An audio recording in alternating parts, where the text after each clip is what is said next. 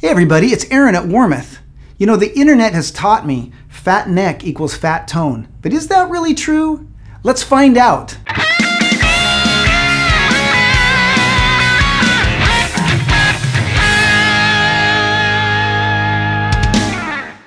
So today in the studio I have with me two necks.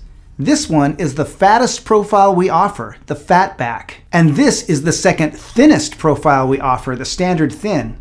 The very thinnest profile we offer is the Wizard, and you may be asking yourself, well, why wouldn't we pick that one for this test? And there's actually two reasons. The first reason is we wanted to use vintage modern construction, and you can't get a Wizard profile on a vintage modern neck.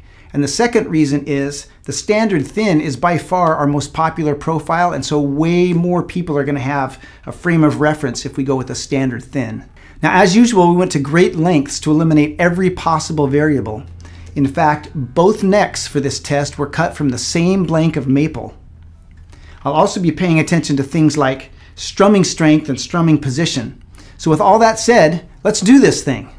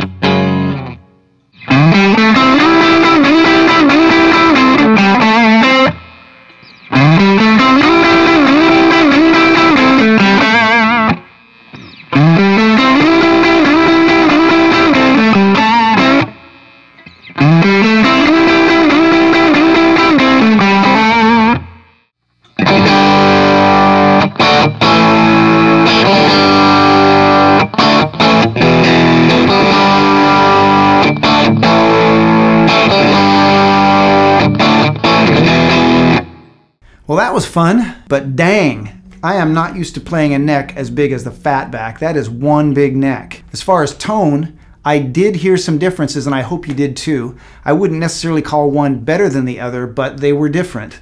The first thing I noticed is that the Fatback is louder. I also noticed that compared to the standard thin, the Fatback just had a little extra oomph in the bottom end. You could especially hear it in like that first distorted clip. You could just hear that extra low end push that the Fatback had. Now again, whether that's better or not is totally up to you and the sound you're going for. If you're a guy that plays with a clean tone or light overdrive, I could see you appreciating that. If you're a guy that plays with high gain, that low end oomph could translate into mud.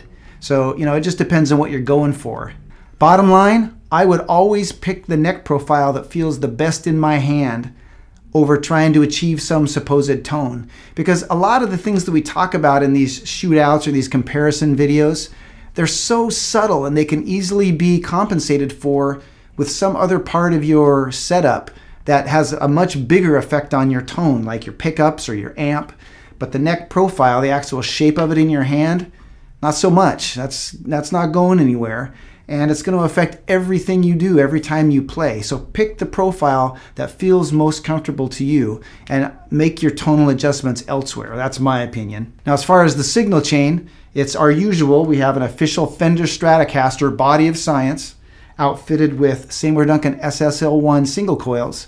That goes into a Fender Hot Rod Deluxe, mic'd by an SM57 into a Focusrite Pre, and then into Reaper. As far as the necks, both of these necks were identical in every way, except for one was a Fatback and one was a standard thin. They were both maple, vintage modern construction with a 1 11/16 inch nut width. They both had tusk nuts.